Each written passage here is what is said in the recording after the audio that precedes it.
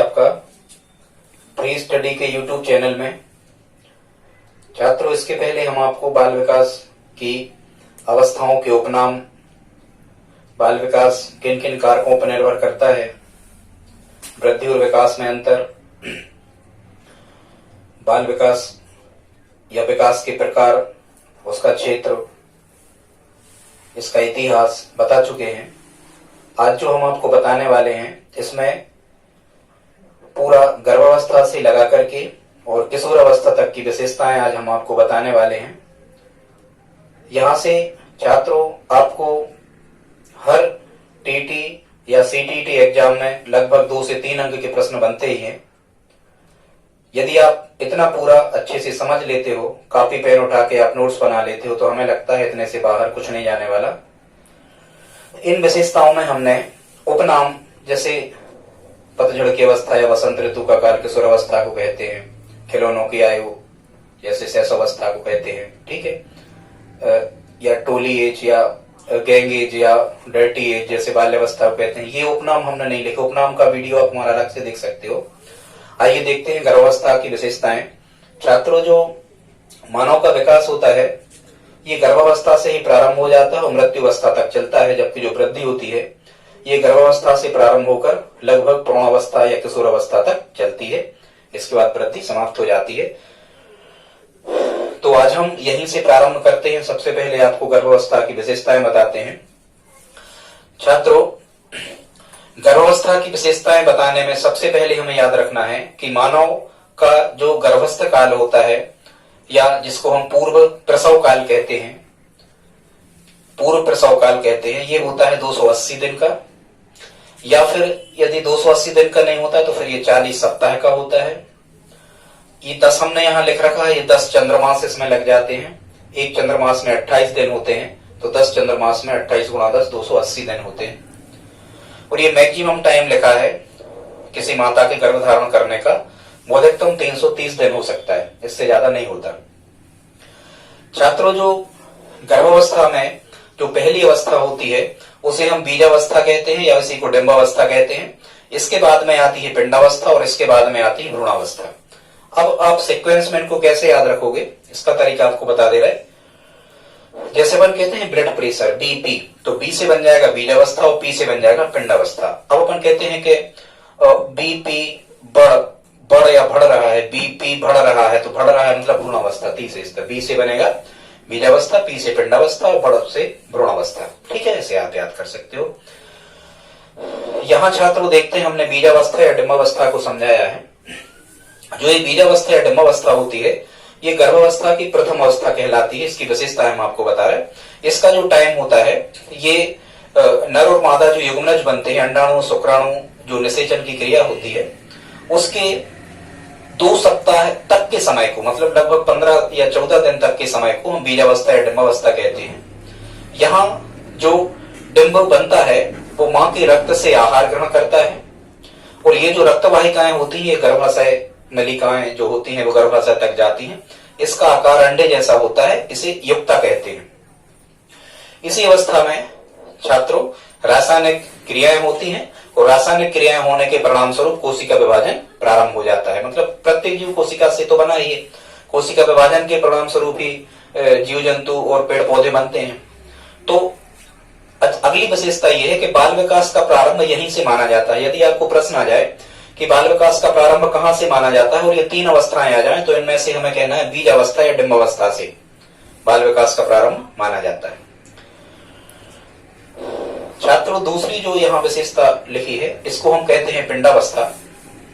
ये छात्रों 14 से 60 दिन तक का जो समय होता है, इसमें मानव की लगभग पूरी आकृति बन जाती है। 3 सप्ताह के टाइम में त्वचा, मांसपेशियां और आंखों का निर्माण हो जाता है। 28 दिन में हृदय का धड़कना प्रारंभ हो जाता है। यहां भी हमने ये चीज लिख रखी है। 28 दिन में हृदय का धड़कना शिशु का प्रारंभ हो जाता है, जो भ्रूण बन गया है। और माता के व्यवहार का इस पे सबसे ज्यादा प्रभाव इसी अवस्था में पड़ता है, पिंडावस्था में। और इसमें शिशु, जिसको हम अपरा कहते हैं या प्लेसेंटा कहते हैं, इससे भोजन प्राप्त करता है। और सभी अंग इस पिंडावस्था में सभी अंग बन जाते हैं। यहाँ जो भ्रूणावस्था हमने लिख रखी है, भ्रूणावस्था में आके केवल इन अंगों के जो यहाँ बन चुके हैं, पूरी बॉडी जो यहाँ शिशु की बन चुकी है, इसके अंगों का केवल यहाँ विकास होता है भ्रूणावस्था में। मतलब छात्रों, यदि कभी यहां से आपको प्रश्न आ जाए कैसी गर्भावस्था की ऐसी कौन सी अवस्था है जिसमें मानव या बच्चे का पूरा शरीर या भ्रूण का पूरा शरीर बन चुका होता है, तो वो ये पिंडावस्था होती है। यहां से छात्रों प्रश्न आते हैं। उन्हीं प्रश्नों को ही हमने बहुत सी चीजों को प्रश्नों को हमने पेपर में से उठाया है, कुछ और हमने जोड़ दिए, इनके आने की संभावना है। इसके बाद छात्रों बन जाती है तीसरी अवस्था जो होती है भ्रूणावस्था। ये भ्रूणावस्था 2 से 9 माह तक का समय होता है। इस अवस्था में क्या होता है, पूर्व से जो अंग बन चुके थे उन अंगों का केवल विकास होता है। और जो अपन कहते हैं कि बाल विकास के सिद्धांत क्या है, तो अपन कहते हैं सीफेलोकोडल या प्रॉक्सिमोडिस्टाल, दोनों लगभग एक ही है। सिर से पैर की ओर या केंद्र से बाहर की ओर सीफेलोकोडल सिर से पैर की ओर कहलाता है, और जो प्रॉक्सिमोडिस्टाल है समीप से दूर का या पास से दूर का कहलाता है। लगभग एक ही है, दिशा के सिद्धांत कहलाते हैं बाल विकास में। इसमें आपको हमेशा याद रखना कि सबसे पहले शिशु का भ्रूणावस्था में सिर बनता है, सिर के बाद में धड़ बनता है, नीचे के जो हिस्से होते हैं वो बाद में बनते हैं। सिर, फिर नाक बनती है, फिर मुंह, फिर धड़, फिर हाथ, फिर पैर। ये तो कुछ नहीं हमने लिख रखा है। शिशु के दूध के दांतों की संख्या 20 होती है, 6वें माह में वो होने लगते हैं, फिर आगे इनके बारे में बताएंगे। यहाँ छात्रों हमने और कुछ लिख रखा है जहां से प्रश्न पूछे जाते हैं। एक चीज यहाँ लिखी है, सभी अवस्थाओं में सबसे तेज विकास गर्भावस्था में ही होता है। लगभग 9 माह में पूरे शिशु का, पूरे भ्रूण का बन जाना। तो सभी अवस्थाओं में यदि पूछा जाए कि सबसे तेज विकास, तो यही होता है शारीरिक विकास। और छात्रों यदि गर्भावस्था और शैशवावस्था एक साथ आ जाए तो गर्भावस्था ही टिक करें हम सबसे तेज विकास में। लेकिन यदि शैशवावस्था, बाल्यावस्था, किशोरावस्था आ जाए तो सबसे तेज विकास में शैशवावस्था को तय करें। ठीक। फिर यहाँ लिखा है जो गर्भस्थ शिशु होता है, गर्भस्थ शिशु, इसमें 306 हड्डियां पाई जाती हैं। ये पूछा गया है कभी, वहीं से हमने लिखा 306 हड्डियां गर्भस्थ शिशु में पाई जाती हैं। और इसके गर्भ काल के दौरान या पूर्व प्रसव काल के दौरान, मतलब माता के यहाँ बच्चा जन्म लेने के पहले होने वाले जो परिवर्तन होते हैं वो केवल शारीरिक होते हैं। यहाँ वो संवेगों को नहीं जानता, वो मानसिक रूप से परिपक्व नहीं होता बच्चा, बहुत सारे केवल शारीरिक परिवर्तन होते हैं। एक चीज और यहाँ लिखी है, शिशु जो माँ का प्रथम दुग्धपान करता है, ये पीला गाढ़ा दूध जो होता है, इसे हम क्लेस्ट्रोमा कहते हैं। ये सबसे अच्छी एंटीबॉडी बनाता है। मतलब यदि बच्चा इस दुग्धपान को कर लेता है तो उसकी रोग प्रतिरोधक क्षमता अपने आप बढ़ जाती है। कई प्रकार के रोगों से उसकी रक्षा अपने आप होती है बगैर दवाई के। मतलब उसके शरीर में खुद एंटीबॉडी बन जाती है रोगों से लड़ने की क्षमता। इसके बाद देखें छात्रों, यहाँ लिखा है जन्म के समय या जन्म बच्चे का हो गया है, प्रसव हो गया है, और ये जो जन्म के पहले का जो समय है इसे पूर्व प्रसव काल कहते हैं हमने आपको, या पूर्व जन्म काल कहते हैं, बता चुके। यहां से प्रश्न आया था कभी। जन्म के समय बच्चे में 270 हड्डियां होती हैं, इनको आप जरूर डाटा याद कर लें। मस्त 270 हड्डियां होती हैं छात्रों। ये किशोरावस्था, ये 270 होती हैं। किशोरावस्था तक पहुंचते पहुंचते इनमें 206 हड्डियां, जो मानव के बल कहते हैं 206, किशोरावस्था तक इनकी संख्या इतनी हो पाती है। जन्म के समय मानव जो बच्चे का मस्तिष्क का भार होता है ये लगभग 350 ग्राम होता है।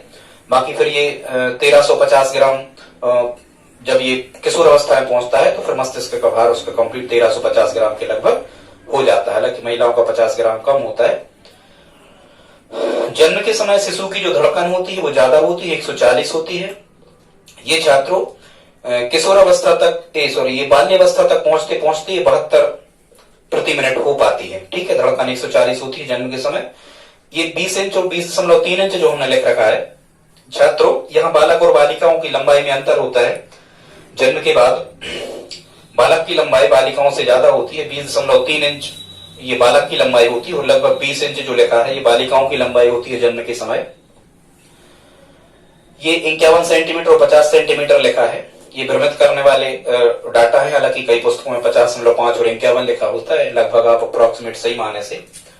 बालकों की लंबाई 51 सेंटीमीटर और बालिकाओं की लंबाई 50 सेंटीमीटर होती है जन्म के समय। हालांकि भार भी बालकों का ही ज्यादा होता है जन्म के समय, यह हमने लिख रखा है। देखो लगभग 3 किलो होता है, ऐसा आप याद रखें। बालकों का जो भार होता है जन्म के समय 7.15 पौंड होता है, और बालिकाओं का जो भार होता है जन्म के समय 7.13 पौंड होता है। छात्रों, ये यदि पौंड को हम ग्राम में चेंज करते हैं तो 1 पौंड में लगभग 453 ग्राम वजन होता है। अब जब 453 का यहाँ गुणा करोगे इन दोनों में तो लगभग ये 3 किलो जाएगा। ठीक, इसके बाद यहाँ लिखा है कि बाल्यावस्था तक आते आते जो हृदय की धड़कन होती है वो 100 चक्र प्रति मिनट हो जाती है, लेकिन किशोर अवस्था तक आते आते, यहाँ मिस्टेक हो गया था, ये सही है, किशोर अवस्था तक आते आते 72, जो अपन कहते हैं कि सामान्य मनुष्य की धड़कन कितनी होती है एक वयस्क या स्वस्थ मनुष्य की, तो 72 बार धड़कता है हृदय 1 मिनट में। किशोर अवस्था में धड़कता है, बाल्यावस्था में 100, शैशवावस्था में 140। माने धड़कन में क्रमशः क्या होती जाती है, कमी होती जाती है इनकी संख्या में। यहाँ फिर हमने लिखा है ये 3 किलोग्राम हो गए। जन्म के बाद शिशु लगभग 30 घंटे तक सोता है। जन्म के 15 से 20 घंटे सोता है। वो 30 घंटे तक नेत्र काम नहीं करते, मतलब उसकी जो आंखों की संवेदना होती है 30 घंटों तक काम नहीं करती, इसके बाद वो देखना चालू करता है। फिर लगभग 6 माह में उसका भार दोगुना हो जाता है। धड़कन हम आपको बता चुके। हड्डियों की संख्या शैशवावस्था में 270 होती है। बाल्यावस्था तक पहुंचते पहुंचते इनकी संख्या 350 हो जाती है, और ये किशोर अवस्था तक आते आते घट के 206 बचती है। नवजात शिशु में छात्रों को संवेदनात्मक क्षमताएं पाई जाती हैं। संवेदना का मतलब होता है कि देखने पर या छूने पर या सुनने पर कैसा महसूस करता है बच्चा, वो संवेदनाएं कहलाती हैं। तो नवजात शिशु में दृष्टि संवेदना पाई जाती है, मतलब वो 30 घंटे के बाद नेत्र काम करने लगते हैं, वो देख सकता है। स्वाद संवेदना पाई जाती है, और मतलब वो स्वाद लेने में सक्षम हो जाता है जन्म के ही बाद, और ये स्वाद संवेदना सर्वाधिक विकसित संवेदना होती है। इसके बाद में श्रवण संवेदना पाई जाती है, वो सुन सकता है। इसके बाद में गंध संवेदना पाई जाती है, वो सूंघ सकता है। इसके बाद में त्वचा संवेदना भी पाई जाती है, जब माता उसे स्पर्श करती है और अन्य कोई व्यक्ति स्पर्श करता है तो माता के स्पर्श और कोई व्यक्ति यदि उसे छू लेता है तो उसमें बच्चा अपने आप समझ जाता है कि ये हमारी माता। छात्रों, इसके बाद हम देखते हैं शैशवावस्था। और ये जो शैशवावस्था का टाइम पीरियड होता है ये भारत के अनुसार होता है जन्म से 5 वर्ष का, और यूरोपीय देशों, जो यूरोपीय देश हैं उनके अनुसार होता है जन्म से 6 वर्ष का। एक कोटेशन यहाँ लिखा है, जब कभी पूछा जाता है, फ्रायड जो थे उनका मानना था मानव को जो कुछ भी बनना होता है वो प्रारंभ के 4-5 वर्षों में बन जाता है। ये फ्रायड का कोटेशन है। मतलब ऐसे याद रखना, फ्रायड फर्जी बातें करता था। 4-5 वर्षों में तो उसे समझ ही नहीं होती कैसे जो कुछ बनना है बन जाता था। ऐसे करके आप याद रख सकते हो। क्योंकि देखो हमने यहाँ पर उसके उपनाम नहीं लिखे हैं कि इसे खेल की आयु या इस टाइप से क्या कहते हैं, इसे डर्टी एज कहते हैं, इसे कुछ नहीं लिखा। ये अलग वीडियो है, आपको पता है। केवल कुछ खास विशेषताएं उनको छोड़ करके हमने लिखी है। पहला है, इसे भावी जीवन की आधारशिला कहते हैं, क्योंकि बच्चा जो होता है फिर ये शैशवावस्था के दौरान ये लगभग 5 या 6 साल का हो जाता है तो ये स्कूल में लगभग एडमिशन लेने के योग्य हो जाता है, इसलिए भावी जीवन की आधारशिला इसे कहते हैं। यहाँ पर बच्चों छात्र जो होता है अतार्किक चिंतन करता है शैशवावस्था में। अब यहाँ से आपको प्रश्न कैसे आते हैं, ऐसे प्रश्न आते हैं, कहेंगे कि निम्न में से किस अवस्था में बच्चा अतार्किक चिंतन करने लगता है। अतार्किक मतलब बगैर लॉजिकल, कुछ भी प्रश्न करता है, क्या है, क्यों है, ऐसा क्यों है। पिताजी से पूछता है तुम्हारी शादी हो गई क्या, या ऐसे कुछ प्रश्न, या तार्किक चिंतन बिना सर पैर की, जिनका कोई सेंस नहीं होता। यहाँ पर लिखा है काम प्रवृत्ति सर्वोत्तम होती है। ये माता का दुग्धपान करते समय बच्चों ऐसा समझ में आता है, काम प्रवृत्ति सर्वोत्तम होती है इस एज में, शैशवावस्था में। फिर यहाँ लिखा है थॉर्नडाइक का मानना था कि 3 से 6 वर्षों में जो बालक है अर्ध स्वप्न की अवस्था में रहता है, मतलब लगभग ऐसे 3 से 6 में वो अपने ही स्वप्नों में खोया रहता है। बाहरी दुनियादारी से ज्यादा उसे मतलब नहीं होता है। जब कोई उससे रोक टोक करता है या बातचीत करता है तभी उसे वो सब चीजें दिमाग में आती हैं। इसके पहले वो अर्ध स्वप्न की अवस्था में खोया रहता है। यहाँ शारीरिक विकास की तीव्रता होती है, अन्य की अपेक्षा शारीरिक विकास सबसे तेज गति से यहाँ होता है शैशवावस्था में। सीखने में भी तीव्रता होती है। छोटे बच्चों को जो कुछ भी सिखा दो वो लाइफ टाइम याद रखते हैं, वो भूलते नहीं है। दुनिया, पहाड़ वगैरह जो हम टेबल याद करते हैं, ये शुरू की सीखी है, हम कभी भूलते नहीं लाइफ टाइम। शुरुआत में शैशवावस्था में जो सीखा जाता है वो कभी भूलते नहीं है। सीखने में तीव्रता होती है। अनुकरण द्वारा सीखने की प्रवृत्ति पाई जाती है, खासकर बड़े जैसा करते हैं उन्हीं का अनुकरण बच्चा इस एज लिमिट में करता है। अनुकरण द्वारा ही भाषा सीखता है। क्योंकि आप देख रहे हो ये जन्म से 6 वर्ष है तो दूसरों पर निर्भरता, ज्यादातर वो अपने पेरेंट्स या माता पर निर्भर रहता है बच्चा, शिशु। संवेगों का प्रदर्शन देखो, वो रो करके या हंस करके या डर भी लगता है उसे, तो ये सब संवेग कहलाते हैं, इमोशन। तो संवेगों का प्रदर्शन भी यहाँ पर वो करने लगता है। यहाँ सामाजिक भावनाओं का विकास उसका प्रारंभ हो जाता है, यहीं से समाजीकरण प्रारंभ होता है, याद रखना, यहीं से उसका समाजीकरण प्रारंभ हो जाता है।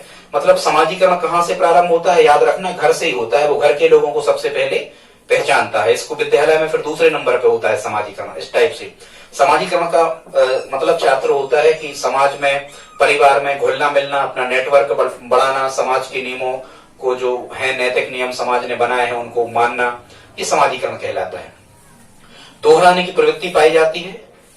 यहाँ अनुकरण और दोहराना एक ही बात है कि जो कार्य वो करने लगता है फिर उसे बार बार करने का प्रयास करता है, ये दोहराने की प्रवृत्ति है। भाषा सीखने की सर्वोत्तम अवस्था है छात्रों, ये जन्म से 6 वर्ष तक लगभग कोई शिशु संसार के जिस कोने में रहता है वहां जो भी भाषा बोली जाती है वो अनुकरण के द्वारा सबसे पहले सीखता है। तो हम कह सकते हैं भाषा सीखने की सर्वोत्तम या सबसे अच्छी अवस्था है। यहाँ जिज्ञासा की तीव्र प्रवृत्ति पाई जाती है। आपने देखा होगा, हमने जो पहले वीडियो बनाया है अवस्थाओं के उपनाम, यहाँ हमने आपको इसको सहसावस्था को बताया था कि क्या है और क्यों है और कैसे है की अवस्था। मतलब यहाँ छात्र जो रहता है बच्चा जन्म से 6 वर्ष की एज लिमिट में, ये सबसे ज्यादा जिज्ञासु होता है, जानने की इच्छा बहुत रहती है। जो कहीं भी पिताजी के साथ या माता के साथ यहाँ वहां जाता है तो बहुत से प्रश्न करता है, ये क्या है, वो क्या है, ये ऐसा क्यों नहीं है, वैसा क्यों नहीं, इस टाइप से। तो इसको हम कहते हैं जिज्ञासा की तीव्र प्रवृत्ति पाई जाती है। शिक्षा की दृष्टि से महत्वपूर्ण अवस्था है क्योंकि ये 5 या 6 वर्ष में लगभग वो एडमिशन लेने के योग्य हो जाता है स्कूल में, तो शिक्षा की दृष्टि से महत्वपूर्ण। यहाँ आत्म प्रेम या स्व प्रेम, फ्राइड से नार्सिसस उसमें कहता है आत्म प्रेम या स्व प्रेम। बच्चा यहाँ पर किसी से प्रेम नहीं करता है, केवल खुद से करता है। माता के पास जब उसे भूख लगती है कि बच्चा केवल तभी जाता है। स्व प्रेम या आत्म प्रेम, खुद में ही खोया रहता है, सीधी सी बात ये। फिर यहाँ लिखा है स्नेह की चाह, वो सभी से स्नेह की चाह रखता है कि सभी उसे प्रेम करेंगे, इस टाइप से। संवेगों में अस्थिरता होती है इस एज लिमिट में। यदि बच्चा रो रहा है और यदि उसे ला करके कुछ दे दिया जाए तो तुरंत शांत हो जाता है। मतलब देखो, रो रहा है मतलब दुख का संवेग है, और जैसे ही आप उसे कुछ खिलौना या खाने का सामान कुछ लाके दे देते हो तो वो आनंद के संवेग में बदल जाता है। मतलब संवेगों में अस्थिरता पाई जाती है, स्थायी संवेग नहीं होते। यहाँ बच्चों यदि हमें पढ़ाना है सहसावस्था में तो खेल विधियों का उपयोग करके सहसावस्था में बच्चों को पढ़ाया जा सकता है। जैसे मांटेसरी मेथड है या खेल विधि है, फ्रावेल की या किंडरगार्टन प्रणाली है, इस टाइप की विधियों का उपयोग यहाँ किया जाता है। खेल विधियों के बारे में हम एक वीडियो में आपको सब बता चुके हैं। यहाँ इस अवस्था में छात्रों बच्चा जो होता है वस्तुओं में रुचि दर्शाने लगता है, खेल खिलौनों का संग्रहण करने लगता है। हमने आपको बताया खिलौनों की आयु कहते हैं, वो इसी कारण वस्तुओं में रुचि रखता है, वस्तुओं का एकत्रीकरण करता है। बहुत सारी वस्तुएं उसके पास में, खेल खिलौनों के सामान दूसरों की अपेक्षा बहुत ज्यादा इकट्ठे करने का प्रयास करता है। यहाँ देखो असहाय और दूसरों पर निर्भरता, मतलब असहाय, वो खुद कुछ नहीं कर सकता है इस एज लिमिट में, आपको पता ही है। दूसरों पर, माता पिता या अभिभावकों पर या परिवार वालों पर निर्भर रहना पड़ता है। सुख की चाह, उसकी एकमात्र इच्छा होती है सुख की चाह। उसे सुख चाहिए, चाहे कैसे भी मिले, वो नैतिक तरीके से हो या अनैतिक तरीके से हो, सुख की चाह उसकी इच्छा होती है। आपने देखा होगा जहां कहीं वो चाहे तो बाथरूम वगैरह कर देता है, वो नैतिक या अनैतिक चीजों को नहीं देखता, इसे हम सुख की चाह कहते हैं। यहाँ छात्रों शिशु में 2 भय पाए जाते हैं। एक भय होता है मातृ विछोह का भय और दूसरा होता है अपरिचित भय। नए लोगों को शिशु यदि देखता है तो उसे डर लगता है। और दूसरा पर यहाँ लिखा है मातृ विछोह भय, मतलब माता से दूर नहीं रह सकता। जागता है, उठता है शिशु तो तुरंत उसको माता चाहिए, माता से दूर नहीं रहता। ये 2 प्रकार के भय पाए जाते हैं। कभी प्रश्न आता है ऐसा कि कौन कौन से भय पाए जाते हैं, तो अपरिचित लोगों से डर लगता है और माता से दूर नहीं रह सकता। ये 2 भय शेषावस्था में बच्चों में पाए जाते हैं। संवेगों का तीव्र प्रदर्शन करता है, यदि रो पाएगा तो बहुत ज्यादा रोएगा, हंसेगा तो बहुत जल्दी हंसने लगेगा, ये संवेगों का तीव्र प्रदर्शन कहलाता है। इसे हम पूर्व बाल्यावस्था जो होती है, 2 बाल्यावस्थाएं होती हैं। पूर्व बाल्यावस्था ये लगभग जन्म से 3 वर्ष का समय कहलाता है, और उत्तर बाल्यावस्था 3 के बाद से 6 तक का समय कहलाता है। पूर्व बाल्यावस्था को खिलौनों की आयु कहते हैं, ठीक है। मतलब लगभग 3 से 6 तक की एज लिमिट में उसे खिलौने चाहिए। फिर यहाँ लिखा है स्वार्थी व स्व केंद्रित होता है। स्वार्थी का मतलब यह है कि कभी यदि वो मित्रता बनाता है या कुछ भी करता, कोई खाने पीने की चीज आते ही है, कोई खिलौना यदि घर में आ जाता है तो वो खुद चाहता है, दूसरे को नहीं देता बिल्कुल भी। या हम कहें कि स्वार्थी होता है। जिस बच्चे के पास बहुत ज्यादा खिलौने होंगे, ये बहुत ज्यादा सामान होगा, उसी से मित्रता करेगा। जिसके पास सामान्य खिलौने नहीं है उसके साथ बिल्कुल नहीं खेलेगा बच्चा, ऐसी आदत होती है। इसे स्वार्थी और स्व केंद्रित कहते हैं। स्व केंद्रित मतलब अपने ही में खोया रहता है। नैतिकता का अभाव होता है छात्रों। नैतिकता मतलब जानते हो, समाज द्वारा बने गए नियम, हमें बाथरूम कहाँ जाना है, कहाँ नहीं जाना है, कैसे कपड़े कहाँ पहनना है, कैसे, ये सब नैतिकता नहीं जानता, वो कुछ नहीं जानता नैतिकता। ठीक है, ये आप समझ रहे होंगे। सर्वाधिक शारीरिक विकास शैशवावस्था में होता है, गर्भावस्था के बाद, याद रखना। हरलाक ने इस अवस्था को खतरनाक या अपीली काल कहा है। कभी छात्रों ऐसा प्रश्न आता है कि हरलाक ने शैशवावस्था को खतरनाक या अपीली काल कहा है, क्यों कहा है? तो छात्रों इसका कारण ये है कि इस एज लिमिट में सबसे ज्यादा शिशुओं की डेथ हो जाती है, या तो जन्म लेते समय या जन्म के कुछ समय बाद में उनकी डेथ हो जाती है, वो मृत्यु को प्राप्त हो जाती है। इसलिए इसे हरलाक क्या कहता है? खतरनाक या अपीली काल कहते हैं। लाख शब्द लिखा है तो पीले कलर के लाख आते हैं, यहां से याद कर लेना। कोई कह रहा कि भाई हर लाख पीला ही लाना, पीला कलर अच्छा लगता है, दूर से दिखता है, इस टाइप से। फिर छात्रों यहाँ हमने बाल्यावस्था की विशेषताएं लिखी हैं, और बाल्यावस्था की एज लिमिट होती है वो लगभग 5 से 12 या 6 से 12 वर्ष की होती है।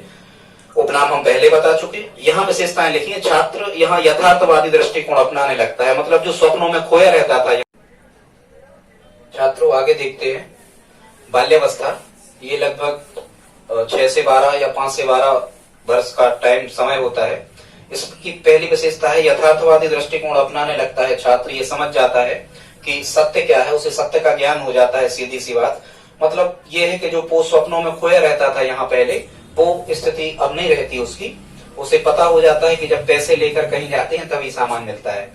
फिर उसमें नेता बनने की इच्छा होती है, वो टोली बनाता है, समूह बनाता है, और उसमें वो मुखिया बनने का प्रयास करता है। तो नेता बनने की इच्छा इसी में पाई जाती है। यहाँ समलिंगी मित्रता होती है। समलिंगी मित्रता का मतलब छात्रों ये है कि लड़का लड़के से मित्रता यहाँ करता है और लड़कियां लड़कियों से ही मित्रता यहाँ करती हैं।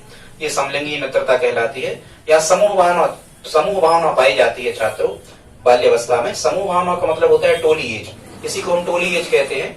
बच्चे जो घूमते हैं या जो खेलते हैं वो समूह में खेलना चाहते हैं। खेल भी अधिकांशतः वो समूह के खेल ही खेलते हैं, जैसे खो खो या कबड्डी, जिसमें बहुत सारे लोग एक टीम में होते, बहुत सारे लोग दूसरी टीम में होते। यहाँ लिखा है वो अर्थभेद समझने लगता है। अर्थभेद मतलब उसका कौन सा मित्र उसकी मदद करेगा, अर्थ मतलब धन होता है, कौन सा मित्र उसकी मदद नहीं करता है, ये वो सब समझने लगता है कि इस मित्र के पास बहुत सामान है, इसके पास नहीं है। तो ये अर्थभेद करने लगता है। यहाँ लिंग भेद भी करने लगता है। लड़के और लड़कियों में अंतर वो समझने लगता है, और जाति भेद की भावना भी उसमें आ जाती है। यहाँ जातियों में भी अंतर करने की क्षमता का विकास यहाँ हो जाता है। इसे प्रारंभिक विद्यालय की आयु इसलिए कहते हैं। देखो यहाँ इसको नहीं कहते प्रारंभिक विद्यालय की आयु, आप ध्यान रखना। ये हम बाल्यावस्था लगभग 6 से कह रहे हैं, तो पहले 6 वर्ष में ही एडमिशन स्कूलों में होते थे, इसलिए इसे प्रारंभिक विद्यालय की आयु कहा जाता है। मतलब इस एज लिमिट में यहाँ बच्चे एडमिशन लेने लगते हैं। फिर यहाँ लिखा है चुस्ती की आयु, मतलब वो बहुत ज्यादा शरीर उसका फुर्तीला होता है। यहाँ वो अलर्ट टाइप का नहीं होता, बहुत ज्यादा फुर्ती उसके शरीर में होती है। भाषा विकास की तीव्र गति यहाँ होती है। भाषा को सबसे ज्यादा तेज यहीं पर सीखते हैं बच्चे। निरुद्देशीय भ्रमण की प्रकृति पाई जाती है बच्चों में, मतलब बगैर किसी काम की साइकिल से या मोटरसाइकिल चलाने लग जाते हैं कुछ प्रच्चे इस एज लिमिट में। तो बगैर उद्देश्य के यहाँ वहां गलियों में या मैदानों में यहाँ वहां घूमते रहते हैं। प्रश्न देखो हम आपको बता चुके, ऐसे ही आते हैं। कैसा आएगा प्रश्न कि निम्न में से बाल विकास की किस अवस्था में बच्चों में निरुद्देशीय भ्रमण की प्रकृति पाई जाती है? तो अपन कहेंगे बाल्यावस्था में। ठीक है। बहिर्मुखी स्वभाव होता है यहाँ।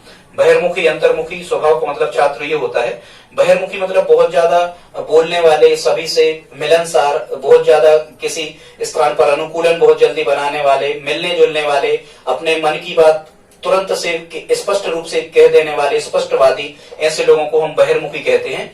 तो यहाँ उसका स्वभाव बहिर्मुखी होता है। संग्रह करने की प्रवृत्ति पाई जाती है, वस्तुओं को बहुत ज्यादा इकट्ठा करके रखता है, और ये संग्रह करने की जो आयु होती है 6 से 9 वर्ष को हम कहते हैं। ठीक, या संचय करने की प्रवृत्ति, एक ही बात है। यहाँ नैतिक गुणों का विकास हो जाता है। जो हम कह रहे थे यहाँ शैशवावस्था में नैतिक गुण नहीं थे उसमें, यहाँ नैतिक गुणों का विकास होने लगता है। मतलब कहाँ उसे कैसा व्यवहार करना है, किस स्थान पर कैसा व्यवहार करना है उसे पता होने लगता है। यहाँ सबसे कम कामुकता पाई जाती है छात्रों, काम प्रवृत्ति यहाँ सबसे कम पाई जाती है। समलैंगिकता पाई जाती है। आप समझते हैं लड़के लड़के के साथ ज्यादा मित्रता पसंद करता है और लड़कियां लड़कियों के साथ। यहाँ रुचियों में परिवर्तन देखने को मिलता है। यहाँ जो छोटे छोटे खेल खिलौनों से बच्चे खेल रहे थे शैशवावस्था में, यहाँ रुचियों में परिवर्तन देखने को मिलता है। वहाँ ओरिजिनल खिलौनों की मांग करने लगते हैं। सृजनशीलता के गुण बच्चों में आने लगते हैं। छात्रों, सृजनशील वाला को प्रतिभाशाली में अंतर होता है। हालांकि जो प्रतिभाशाली होते हैं वो सबसे अच्छी क्वालिटी बालकों की कहलाती है। बुद्धि लब्धि 140 से अधिक होती है। और यदि जो सृजनशील बालक होते हैं ये वस्तुओं को बनाने और सुधारने और मिटाने वाले बच्चे होते हैं।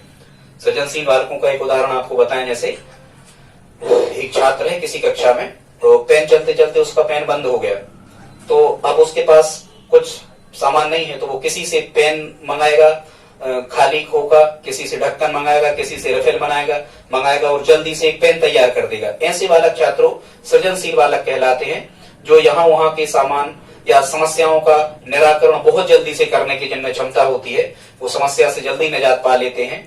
ऐसे बालकों को सृजनशील बालक कहते हैं। ठीक है, समझ गए होंगे आप। आगे हम आपको बताएंगे। यहाँ शारीरिक और मानसिक विकास में स्थिरता आ जाती है।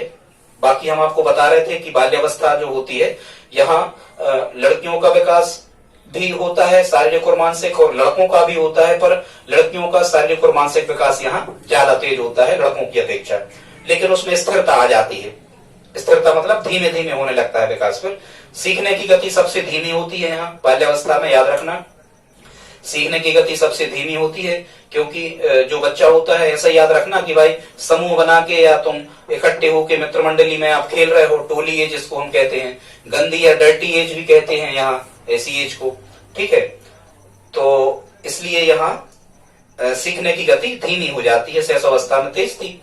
व्यक्तित्व निर्माण की अवस्था भी इसको हम कहते हैं। यहाँ से पर्सनालिटी डेवलप करने का मौका बच्चों को मिलने लगता है। यहाँ से उनके व्यक्तित्व मतलब उनके रहन सहन का तरीका, उनके पढ़ने का स्तर, उनके पहनने का तरीका, वो कैसे दिखते हैं, ये पूरा पर्सनालिटी कहलाता है, व्यक्तित्व कहलाता है। यहाँ संवेगों में शिष्टता आ जाती है। जो पहले वहाँ जहाँ कहीं भी नाराज होने लगता था माता से या पिता से या रोने लगता था शैशवावस्था में, यहाँ संवेगों में शिष्टता आ जाती है। हर एक जगह पर संवेगों का प्रदर्शन नहीं करता, वो स्थान के आधार के अनुसार संवेगों का प्रदर्शन करने लगता है। यहाँ छात्रों बहुत इंपॉर्टेंट है, ये आडिपस और इलेक्ट्रा ग्रंथियां यहाँ इस एज लिमिट में बाल्यावस्था में विकसित हो जाती हैं। ये जो आडिपस ग्रंथि है, अड़ियल कौन होते हैं याद रखना, अड़ियल बच्चे लड़के होते हैं अड़ियल। ठीक है, तो जो आडिपस ग्रंथि होती है ये बाल्यावस्था के दौरान ये लड़कों में विकसित होती है। और जो इलेक्ट्रा ग्रंथि है, इलेक्ट्रा ये ऑर्केस्ट्रा इलेक्ट्रा या ये जो होती है इलेक्ट्रा ग्रंथि, ये लड़कियों में विकसित होती है। आडिपस जो ग्रंथि होती है इसे हम पितृविरोधी ग्रंथि कहते हैं, क्योंकि लड़के जो होते हैं वो पिता से विरोध करते हैं और माता के प्रति वो ज्यादा प्रेम दर्शाते हैं आडिपस ग्रंथि के कारण। और जो लड़कियां होती हैं ये माता से ज्यादा विरोध करती हैं, माता के फेवर में ज्यादा नहीं रहती लड़कियां। ये लड़कियां अपने पिता के पक्ष में रहती हैं, ये पिता से ज्यादा प्रेम करती हैं इन ग्रंथियों के विकसित होने के कारण। यहाँ छात्रों हमने लिखा है बाल्यावस्था में जो 6 से 9 वर्ष की जो एज होती है इसे संचय काल कहते हैं। कहीं और भी हमने आगे लिखा है 6 से 9 ये संग्रह करने की प्रवृत्ति, और यहाँ लिखा संचय काल। ये पूछे जाने वाले प्रश्न है, पूछे गए कई बार कि किस वर्ष की जो एज लिमिट होती है या अवस्था होती है उसे हम संचय काल कहते हैं। संचय मतलब इस 6 से 9 वर्ष में जो बच्चे होते हैं वस्तुओं का संग्रह करना चाहते हैं। यहाँ लिखा है 10 से 12 जो एज लिमिट होती है 10 से 12 वर्ष की, इसे परिपाक काल कहते हैं, क्योंकि लगभग जो बच्चों का शारीरिक विकास है वो पूर्ण होने को आ जाता है यहाँ 12 साल की अवस्था में, इसलिए इसे परिपाक काल कहते हैं। यहाँ हड्डियों की संख्या बढ़ जाती है। जो 270 थी जन्म के समय वो यहाँ 350 तक पहुंच जाती है। और 206 हड्डियों की संख्या कब होती है, किशोर अवस्था में पहुंचने के बाद। यहाँ यही बाल्यावस्था में आके हृदय की धड़कन भी लगभग कंट्रोल होती है। जो 140 थी वो कुछ कम होने लगती है। इस अवस्था में जो बच्चा होता है वो चोरी करने में विश्वास रखता है, चोरी करते हैं इस एज लिमिट के बच्चे, और झूठ बोलने की आदत का विकास हो जाता है। अब देखते हैं आगे किशोर अवस्था।